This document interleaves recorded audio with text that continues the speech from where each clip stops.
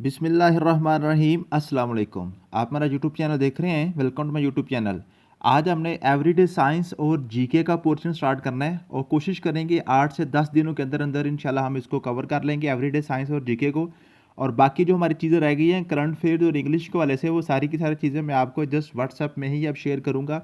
इसको पीडीएफ में ही मैं आपको शेयर करूँगा। अब उसके लिए हमारे पास टाइम नहीं है, उसके लिए जो है ना वीडियो लेक्चर नहीं होंगे, वो जस्ट आपको डेटा मिल जाएगा, आपको मैं समझा दूंगा, व्हाट्सएप पे सारा समझा दूंगा, आप कर लेंगे। तो एवरीडे साइंस को हमने स्टार्ट करना है। तो एवरीडे साइंस हम स्टार्ट करते हैं आमतौर पे सबसे पहले एक लेक्चर एस्ट्रोनॉमी का हमारा होता है स्टार्ट पे एस्ट्रोनॉमी। उसके बाद हम दो तीन तीन लेक्चर हो ना फिजिक्स, केमिस्ट्री और बायोलॉजी पे रखेंगे, ठीक है जी। और उसके बाद आज हमने स्टार्ट करना जीके का पोर्शन। जीके को हम अर्थ से स्टार्ट करते हैं। अर्थ की जो है ना ज़मीन और ज़मीन की खुश्की और ज़मीन का जो पानी है ना, पानी में से आपके सीज, रिवर्स वगैरह वो सारे सर क्रीक्स वगैरह आ जाएंगे। और खुश्की में आपके कॉन्टिनेंट्स आ जाएंगे और आपके जो है ना जो तमाम जो जो यूएनओ वगैरह उसमें जो है ना इंटरनेशनल ऑर्गेनाइजेशंस वगैरह वो आ जाएंगी। कोशिश करेंगे 8-10 दिन के अंदर अंदर इंशाल्लाह ताला दोनों ये सब्जेक्ट्स को हम कवर कर लेंगे। तो आज चलते हैं, सबसे पहले स्टार्ट करते हैं एस्ट्रोनॉमी के लेक्चर से। ये बड़ा इंपॉर्टेंट लेक्चर होता है। सबसे पहले जी इसमें क्या होता है जी, ज़मीन का आगाज़ कहाँ से हुआ था, ये बिग बैंग थ्योरी। हमने चूँकि इसको आपने मज़हब से थोड़ा सा हट के पढ़ना है, क्योंकि हमने इसको साइंस के रूल से पढ़ना है, ठीक है जी। इसको आपने ये गलत है या ठीक है उसमें आपने नहीं जाना, ठीक है जी। Big bang theory 13.8 billion years, ये पूछा जाता है 13.8 बिलियन ईयर्स पहले एक धमाका हुआ था, बिग बैंग उसका नाम उसका रखा हुआ, ठीक है जी। और बिग बैंग इसको, इस धमाके का नाम बिग बैंग किसने रखा था, ठीक है जी। ये है जी आपके पास 1949 में फ्राइड हॉले जो है ना, इसने जो है ना ब्रिटिश एस्ट्रोनॉमर था, ये इसने इसका नाम रखा था जो ना बिग बैंग, ठीक है। इसमें ये सिर्फ ये दो क्वेश्चन आपको आएंगे। उसके बाद गैलेक्सी क्या होती है और सोलर सिस्टम्स क्या होते हैं, सारा कुछ, ठीक है जी। तो आपका जो यूनिवर्स है ना, यूनिवर्स गैलेक्सी से मिलकर बनी होती है, ठीक है जी। और जो हमारी गैलेक्सी है जिसमें ज़मीन पाई जाती है उसको मिल्की वे गैलेक्सी कहते हैं। ये बड़ा इंपॉर्टेंट है, इसको पढ़ लीजिएगा, ठीक है। उसके बाद हमारे पास जो सोलर सिस्टम है, जो ज़मीन जिसमें है, ठीक है जी, उसमें हमारे जो सेंटर है सोलर सिस्टम का वो सन है, सूरज हमारा सेंटर है, ठीक है। और उसके अलावा सोलर सिस्टम में हमारे पास चार चीज़ें होती हैं। स्टार होता है, प्लैनेट होता है, सैटेलाइट होते हैं और एस्ट्रॉयड्स होते हैं, ठीक है जी।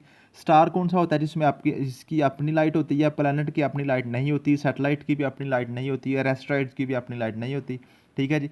इनके बारे में डिटेल पे सब सारी चीज़ों के बारे में पढ़ते हैं, ठीक है जी। Star has its own light, ठीक है जी। जो सन है, जो सूरज है, उसकी अपनी रोशनी है, ठीक है। और इसमें जो रोशनी पैदा किससे हो रही है, ये बड़ा इंपॉर्टेंट है। फ्यूजन रिएक्शन से रोशनी पैदा हो रही है सूरज के अंदर, ठीक है जी। ये बड़ा इंपॉर्टेंट है, इसको आपने याद कर लेना है। फ्यूजन और फिशन में दो फर्क होता है, ठीक है। फ्यूजन और फिशन, फ्यूजन होता है जी, फ्यूजन होता है फ्यूज से। फ्यूज क्या होता है, जब आप किसी भी स्विच के अंदर, आप उसका सॉकेट के अंदर स्विच को लगाते हैं ना, दोनों को फ्यूज़ करते हैं, ठीक है, उसको आपस में जोड़ते हैं। मीन के ज़्यादा पार्टिकल्स का मिलकर एक बड़ा पार्टिकल बनाना, इसको हम फ्यूजन कहते हैं। और एक बड़े पार्टिकल का छोटे छोटे पार्टिकल में टूटना, उसको हम फिशन कहते हैं। फिशन और फ्यूजन में बड़ा इंपॉर्टेंट, इसको आपने याद कर लेना, ठीक है जी।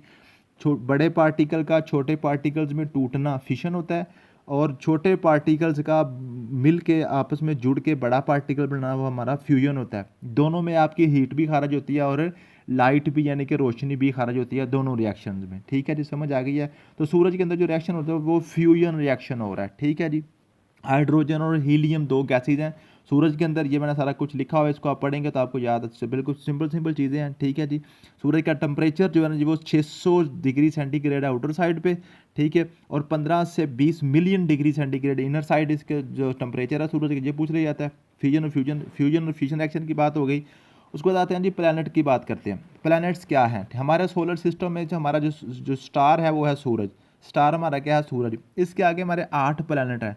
प्लैनेट कौन से होते हैं, जो सूरज के गिर्द घूमते हैं। इस पर आपने इस तरह याद करना है, एम वैम जे सन, एम वैम जे सन। ये 8 पूरे प्लैनेट है आपके। ये 4 आपके टेरिटोरियल है, मीन के ये आपके जो है ना सॉलिड है।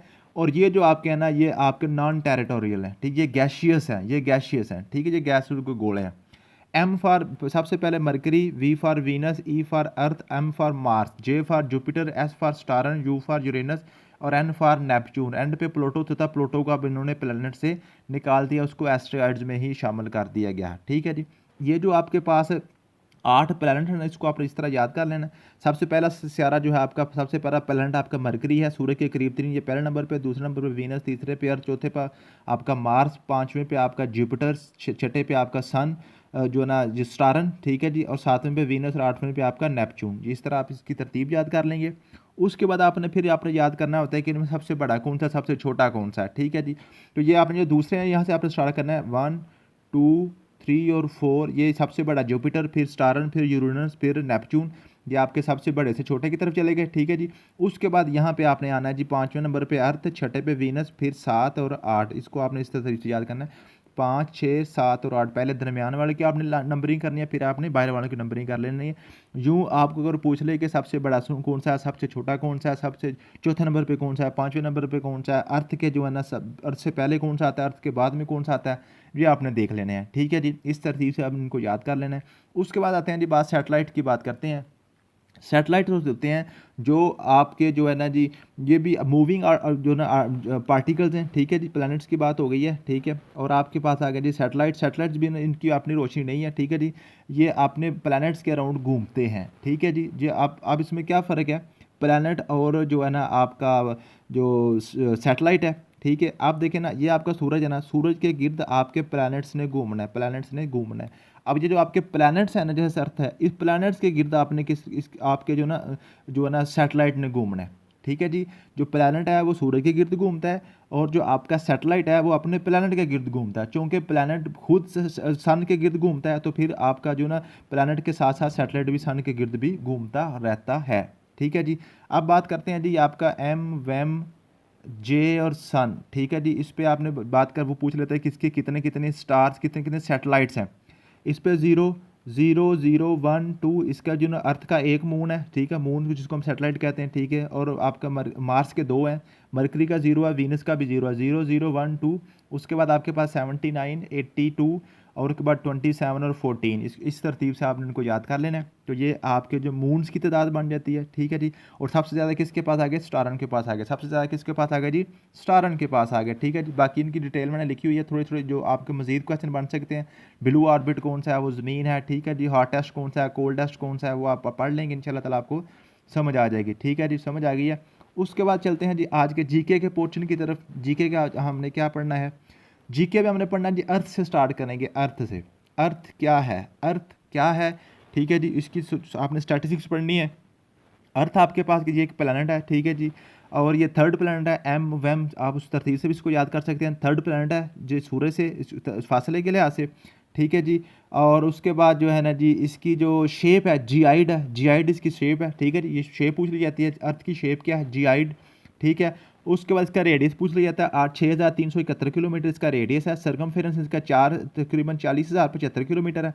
एरिया इसको है ना कावन जो है ना आपका 510, सिर्फ 510 का फिगर याद करना है, 0,72,000 आपको याद करने की जरूरत नहीं है। आप 510 वाला करेंगे तो आपको याद आ जाएगा, ठीक है जी। समझ आ गई है। उसके बाद आपके पास है जी distance from sun 149 million kilometre exact है। आप इसको 150 भी याद कर सकते हैं, 150 मिलियन किलोमीटर इसका सूरज से फासला है, इसको याद कर लें फिर भी ठीक है, ठीक है जी। उसके बाद आपके पास आता है जी ज़मीन के बिना, ज़मीन पे सूरज की रोशनी पहुंचने में कितना टाइम लगता है, ठीक है जी। वो ऊपर वाले में मैं आपको बताना भूल गया था, वो मैंने लिखा हुआ है, आप इसको पढ़ेंगे तो आपको सारा कुछ समझ आ जाएगी, ठीक है। ये है जी आपके पास 8 मिनट और 19 सेकंड, 8 मिनट्स और 19 सेकंड, यानी कि 499 सेकंड लगते हैं सूरज की रोशनी को ज़मीन तक पहुंचने में। ये बड़ा इंपॉर्टेंट क्वेश्चन पूछा जाता है। उसके बाद आप शेप की बात होगी, स्टैटिस्टिक्स की बात होगी। कंस्ट्रक्शन ऑफ अर्थ, अर्थ की कंस्ट्रक्शन कौन क्या है। अर्थ में जो 70.8% आपका पानी है, और एक बार 27.2 29 ठीक है जी, 70.8 आपका जो है ना ये पानी है। इसको आमतौर पर जो राउंड फिगर में भी याद कर लेते हैं, उसको 71% भी कह दिया करते हैं कभी कभार, ठीक है जी। और इसको 29 भी पढ़ लेते हैं, ठीक है। लेकिन जो एग्जैक्ट फिगर ये है 70.8% इसका पानी है, 90.2 इसकी खुश्की है, ठीक है जी। समझ आ गई है, ये आपने याद कर लेना। उसके बाद इसके कॉन्टिनेंट्स हैं, कॉन्टिनेंट्स आपके हैं जी Asia, Africa, North America, South America, Antarctica, Europe and Australia. ये आपके जो ना ये हैं कॉन्टिनेंट्स हैं। और सबसे बड़ा आपके पास जो है ना एशिया है, उसके बाद अफ्रीका है, उसके बाद नॉर्थ अमेरिका है, और उसके बाद आपके पास है जैसे साउथ अमेरिका है, ठीक है जी। और उसके बाद आपके पास है अंटार्कटिका, यूरोप और ऑस्ट्रेलिया। ठीक है, इसको आप इस तरह भी याद कर लेते हैं, इसका एक एब्रीविएशन बनी होती है आन सा इया। ठीक है जी, आन सा ई ए आगे एंड एंड पर रख लें। ठीक, आन सा ए फॉर आपका एशिया सबसे पहले। ठीक है जी, समझ आ गई है। Asia, Africa, North America, South America, इसमें पूछ रहे थे वो 5वें नंबर पे कौन सा है, चौथे पे कौन सा है, तीसरे पे कौन सा है। ठीक है जी, समझ आ गई है। और उसके बाद ये कॉन्टिनेंट आपने याद करने हैं। ओशंस के वाले से बात करते हैं। ओशंस जो ज़मीन के हैं जी, वो कौन कौन से आपके पास हैं। ओशंस आपके पास 5 इसके ओशंस हैं। उसके बाद आपने याद करना है पैसा, PISA, P for Pacific ocean, A for Atlantic ocean, I for Indian ocean. ठीक, एस फॉर आपका साउथर्न ओशन और A for Arctic ocean. Southern ocean को अंटार्कटिक ओशन भी कहते हैं। अंटार्कटिका जो आपका कॉन्टिनेंट है उसी इसको नाम से इसको अंटार्कटिक ओशन भी कहते हैं। ठीक है जी, तो ये P for Pacific ocean, Atlantic ocean, Indian ocean. ठीक है जी, साउथर्न ओशन और आर्टिक ओशन। और ये सबसे बड़ा पैसिफिक है, उससे छोटा ये है। उसके बाद फिर ये इस तरह इसकी तरतीब आपने याद करनी है। पहले नंबर पे ये, दूसरे पे आपका अटलांटिक, तीसरे पे आपका इंडियन, चौथे पे आपका साउथर्न और पाँचवें पे आपका यह जो है ये है आपका आर्टिक ओशन। तो पूछ रहा था सबसे बड़ा कौन सा है, सबसे छोटा ओशन आपका कौन सा है, ये आपने याद कर लेना है पैसा से। ठीक है जी, ये जल्दी जल्दी मैं पढ़ा रहा हूँ ताकि ये बिल्कुल सिंपल सिंपल चीज़ें पहले भी हमने की हुई हैं, सिर्फ हमारी रिवीजन चल रही है।